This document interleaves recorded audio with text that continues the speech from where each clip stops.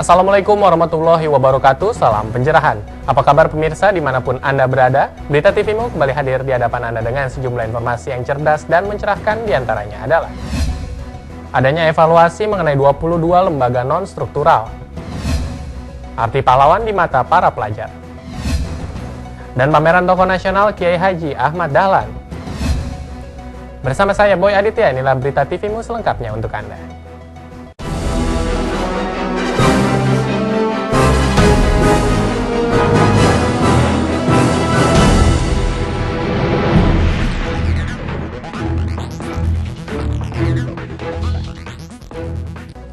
Pemirsa, evaluasi yang dilakukan oleh Kementerian Pendayagunaan Aparatur Negara dan Reformasi Birokrasi terhadap 22 lembaga non-struktural, juga 14 lembaga yang direkomendasikan untuk dibubarkan atau dilebur. Hasil evaluasi Kementerian Pendayagunaan Aparatur Negara dan Reformasi Birokrasi terhadap 22 lembaga non-struktural merekomendasikan ada 14 lembaga yang dapat dibubarkan atau dileburkan. Kabarnya, salah satu lembaga yang direkomendasikan itu adalah Kantor Staf Kepresidenan. Menurut Menteri Pendayagunaan Aparatur Negara dan Reformasi Birokrasi Yudi Krisnandi, Kantor Staf Presiden fungsinya mirip dengan Sekretariat Kabinet dan Sekretariat Negara sehingga perlu dipertimbangkan. Namun Kepala Staf Kepresidenan Teten Masduki mengatakan, Kantor Staf Kepresidenan memang masuk dalam daftar lembaga yang dievaluasi, namun rekomendasinya bukan untuk dibubarkan, tapi hanya diminta untuk memperjelas tugas dan fungsinya saja. Teten mengatakan dirinya telah melakukan penyesuaian agar pekerjaan lembaganya tidak bertumpukan dengan Sekretariat Kabinet dan Sekretariat Negara. Presiden Jokowi meminta Kantor Staf Presiden lebih banyak melakukan kajian untuk mengurai kemandekan dalam program pemerintah. Teten pun memperjelas keputusan dibubarkan atau tidak nantinya itu ada di tangan Presiden. Tim TVMU memberitakan. Otoritas Jasa Keuangan atau OJK memberikan intensif dan pengurangan pajak bagi para pelaku usaha dan pelaku pasar modal sebagai bentuk perhatian OJK dalam meningkatkan jumlah para pelaku pasar modal. Upaya itu dilakukan sebagai bentuk perhatian OJK dalam meningkatkan jumlah para pelaku pasar modal. Nur Haida selaku anggota Dewan Komisioner dan Kepala Eksekutif Pengawas Pasar Pemodal mengatakan, OJK telah melakukan upaya-upaya yang menarik masyarakat untuk ikut serta menjadi pelaku pasar modal, sehingga share market Indonesia terus berkembang pesat. Di masyarakat itu dimiliki 40%, dengan masyarakat yang memiliki di bawah 5% masing-masingnya, tetapi secara total itu 40% dimiliki oleh masyarakat. Itu ada insentif sebetulnya kan, sudah ada insentif pengurangan pajak 5%. Nah ini kan tentu diharapkan makin banyak perusahaan yang memanfaatkan ini, dan kemudian makin banyak yang yang menerbitkan sahamnya itu di market itu floatingnya lebih besar dari 7,5%. Meskipun tantangan ke depan semakin besar karena pasar modal sangat tergantung fluktuasi global, OJK tetap optimis program yang telah digelontorkan mampu menarik masyarakat melakukan transaksi di pasar modal, seperti program menabung saham dan menjaga pasar domestik tidak terpengaruh signifikan ketika market global mengalami goncangan. Arina Nurrohmah, Yunus Priyonggo memberitakan dari Jakarta.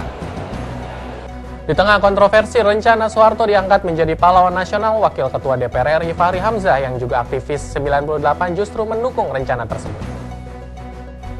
Belum diberikannya gelar pahlawan nasional kepada dua mantan presiden yakni Soeharto dan Abdurrahman Wahid karena ada pertimbangan lain dari pemerintahan Joko Widodo. Mantan aktivis 98 yang juga Wakil Ketua DPR RI Fahri Hamzah mengatakan, Soeharto yang selama 32 tahun berkuasa sudah selayaknya mendapat gelar pahlawan nasional. Menurutnya, selama kepemimpinan Soeharto telah berjasa membangun bangsa ini. Meski sebagai manusia ia juga memiliki kesalahan, namun jasanya patut diperhitungkan. Misalnya tentang Pak Harto, tentang Gus Dur dan sebagainya. Saya kira secara objektif kita harus mengatakan, pertama kedua-duanya sudah meninggal dunia, ya kan? Karena dia sudah meninggal dunia, akhlak dari bangsa Timur seperti kita ini tidak ada lagi yang kita perlu persoalkan dari orang itu, kecuali bahwa dia pernah berbuat kebaikan bagi kita, dan kita mengingat kebaikan orang, kita mendoakan supaya kelemahan-kelemahannya itu tidak menjadi dosa bagi dia, begitu diampuni dosanya, dan kebaikannya yang kita tahu memang real begitu, orang-orang yang saya sebutkan tadi itu real kebaikannya, itulah yang menjadi sebab dia menjadi pahlawan kita dan tidak ada masalah. Fahri juga berharap agar Presiden Joko Widodo berani melakukan rekonsiliasi dan membersihkan nama Soeharto dari pelanggaran HAM berat. Fahri percaya Presiden mampu melakukan keputusan dan mempertimbangkan untuk menjadikan Soeharto menjadi pahlawan nasional. Arina Nurrohmah, Yunus Priyonggo memberitakan dari Jakarta. Banyaknya daerah yang ingin memekarkan diri seperti Papua Barat dan Madura membuat Fahri Hamzah selaku Wakil Ketua DPR RI mendukung wacana desentralisasi. Agar pemerataan kesejahteraan segera terrealisasi, perlu adanya desentralisasi daerah. Fahri Hamzah menilai perlunya membangun wilayah otonomi sebanyak-banyaknya dengan melakukan pemekaran adalah solusi mempercepat kesejahteraan masyarakat di daerah. Ya memang Indonesia harus desentralisasi, apa boleh buat, negara ini terlalu besar. Kalau ada pikiran-pikiran Indonesia mau desentralisasi itu susah. Kita harus percaya kepada kapasitas lokal. Ya, sekarang ini kita percayakan setiap desa pegang uang 1 miliar. Itu adalah bentuk kemampuan atau kemauan kita untuk mengajarkan agar setiap pemerintahan pada semua tingkatan itu bisa mengelola uang masuk dan uang keluar. Nanti sebagian dari pendapatan nasional itu harus diserahkan ke desa. Pajak berburu, pajak memancing atau apa itu supaya lingkungan kita juga terjaga. Dengan adanya desentralisasi daerah, akan menjadi tanggung jawab baru bagi daerah untuk memajukan masyarakatnya dan menjaga alam dan daerahnya dengan baik melalui pajak. Sedangkan pemerintah pusat hanya mengkoordinasikan potensi yang ada di seluruh Indonesia dan pengeluaran anggaran tidak hanya menggelembung di pusat, melainkan pengeluaran harus banyak untuk pembangunan dan pengembangan potensi di daerah. Arina Nurrohmah, Yunus Priyonggo memberitakan dari Jakarta. Baik pemirsa, jangan kemana-mana karena Berita TV-mu akan segera kembali sesaat lagi.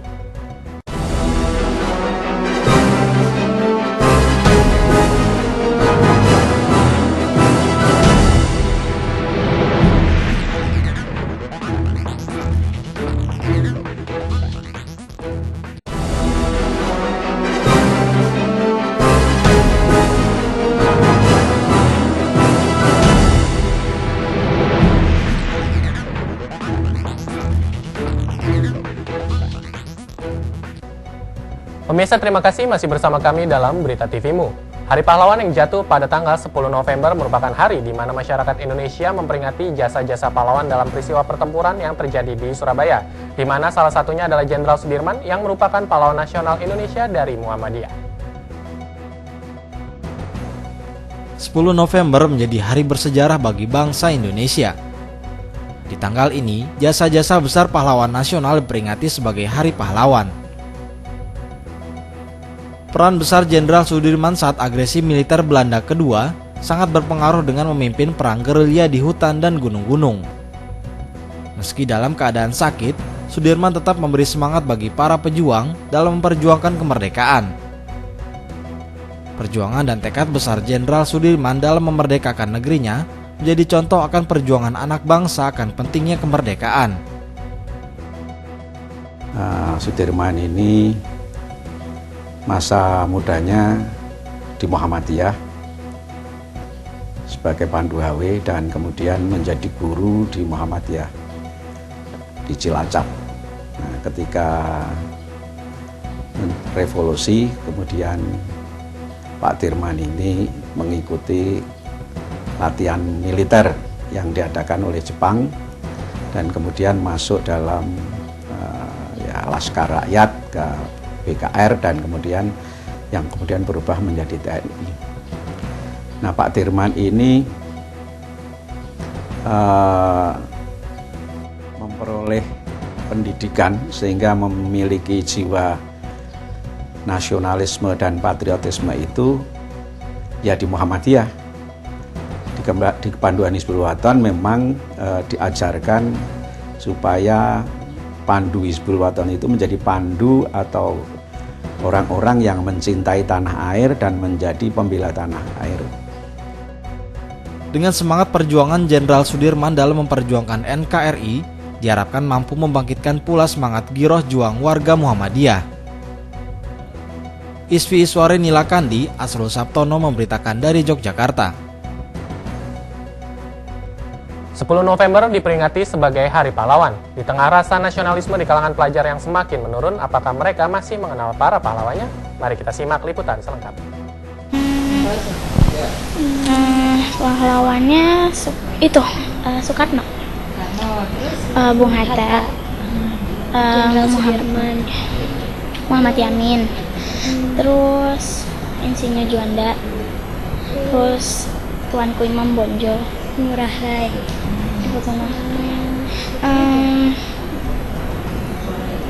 Soeharto, Soekarno, Ki Bagus Hadikusumo, terus Patimura, Tuanku Imam Bonjol, terus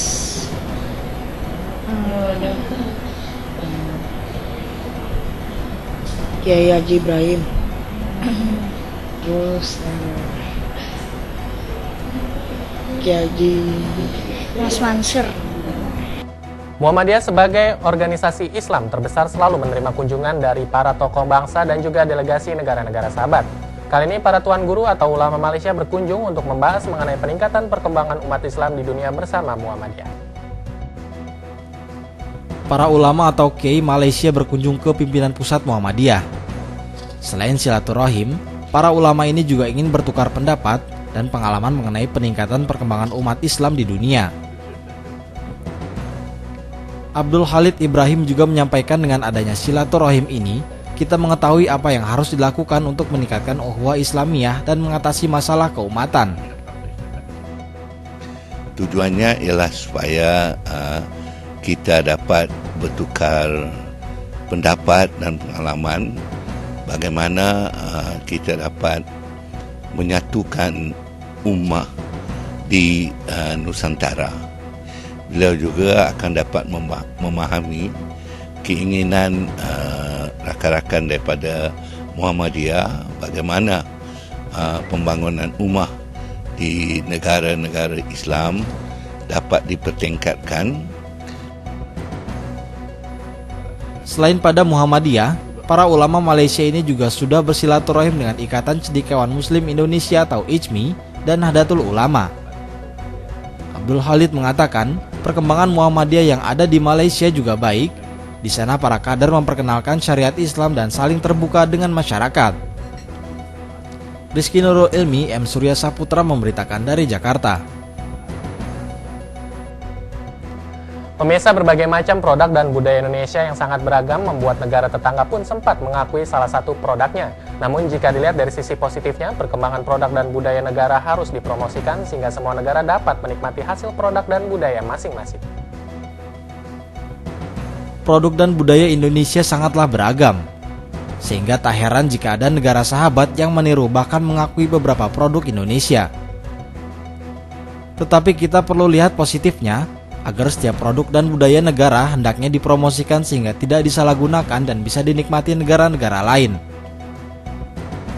Kita mesti mengikuti perkembangan zaman. Ini bukan satu perkara yang tidak biasa. Sekarang dunianya satu yang tiada batasan.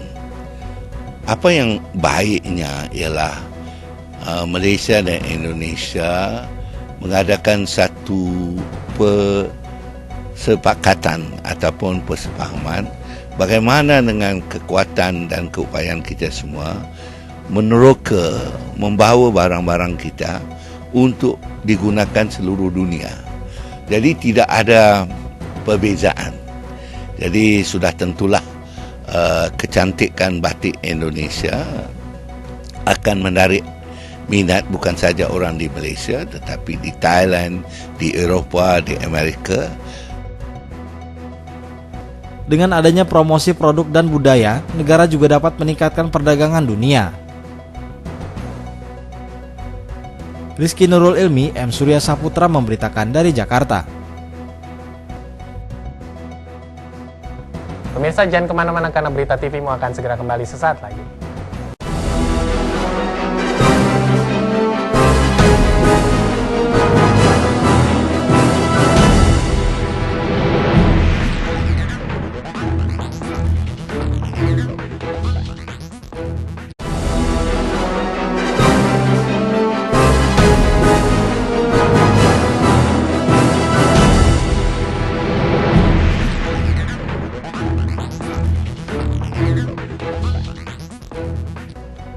Pemirsa, terima kasih masih bersama kami dalam Berita TVMu.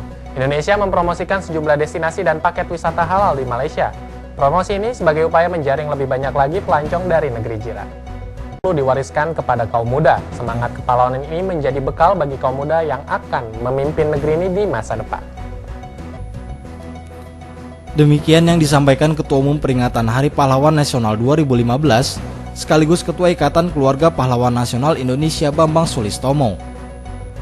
Kondisi negara Indonesia sekarang ini, kata Bambang, sudah tidak lagi penuh dengan nilai-nilai kepahlawanan, diantaranya kerelaan, keikhlasan, ketulusan, dan pengorbanan. Karena itu, lanjut Bambang, pihaknya ingin membangkitkan kembali nilai-nilai kepahlawanan pada generasi muda saat ini. Selain membangkitkan kembali nilai-nilai kepahlawanan, Bambang mengharapkan pelaksanaan Olimpiade Pahlawan tingkat nasional ini dapat menghidupkan kembali kekuatan bangsa, terutama dari segi spiritual. Olimpiade Pahlawan tingkat nasional digelar mulai 8 hingga 11 November 2015 di Jakarta. Kegiatan ini melibatkan sebanyak 99 pelajar tingkat sekolah menengah atas dari 33 provinsi di Indonesia. Kegiatan yang dilombakan dalam Olimpiade ini antara lain debat, cerdas cermat, dan storytelling. Tim TVMu memberitakan. Dalam pameran temporer yang mengangkat tokoh nasional Kiai Haji Ahmad Dahlan di Museum Kebangkitan Nasional ini hadir sejumlah pengunjung, di mana salah satunya adalah dari SD Muhammadiyah 5 Jakarta. Apakah yang mereka dapatkan dari keteladanan Kiai Haji Ahmad Dahlan? Berikut liputan selengkapnya. Pameran ini rutin diadakan setiap tahunnya, namun kali ini Museum Kebangkitan Nasional mengangkat Kiai Haji Ahmad Dahlan sebagai tokoh nasional pendiri Muhammadiyah dan juga pahlawan yang bergerak dalam bidang pendidikan dan kesehatan, seperti yang diteruskan Muhammadiyah hingga saat ini.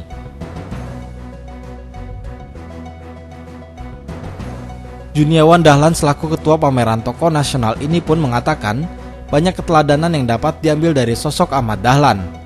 Seperti tujuannya dalam mendirikan Muhammadiyah bukan untuk berpolitik, tetapi untuk mencerdaskan bangsa lewat pendidikan dan pendirian rumah sakit sebagai fasilitas kesehatan. Kita tahu sendiri bahwa Pak Kiai Haji Ahmad Dahlan ini mendirikan Muhammadiyah sejak awal memang bukan untuk bukan untuk organisasi politik, bukan untuk bergerak di bidang memerdekakan Indonesia, tapi dalam artian justru mencerdaskan Indonesia untuk merdeka. Beliau mendirikan banyak sekolah, rumah sakit, dan kegiatan sosial semacamnya itu dengan tujuan agar mencerdaskan bangsa hingga terbentuklah pemikir-pemikir ke depannya yang bisa menjadi andalan dan tulang punggung untuk dalam rangka memerdekakan Indonesia. Nur Kozin selaku kurator Museum Kebudayaan Nasional ini pun berharap para pengunjung dapat meneladani sikap dan nilai-nilai baik dari Kiai Haji Ahmad Dahlan, terutama masalah hubungan antar sesama manusia. Sebab Ahmad Dahlan dan Muhammadiyah berpegang teguh pada surat Al-Ma'un yang mengajarkan untuk peduli antar sesama manusia. Idealnya dalam sebuah kehidupan masyarakat, kita hanya memikirkan diri sendiri, tapi memikirkan juga orang lain. Itu sebenarnya yang ingin disampaikan oleh museum. Mengajak semua masyarakat untuk peduli dengan keadaan sekitarnya, dengan kemiskinan, kemudian dengan kebodohan, kemudian dengan keadaan anak-anak di sekolah, dituntaskan secara bersama-sama. Karena dasarnya sangat jelas surat Al-Quran ini. Noviani Nuraini, Trio Prasetyo memberitakan dari Jakarta. Pemirsa, berita tadi sekaligus menutup perjumpaan kita pada kesempatan kali ini. Saya Boy Aditya beserta kru yang bertugas pamit undur diri dari hadapan Anda. Salam pencerahan. Wassalamualaikum warahmatullahi wabarakatuh.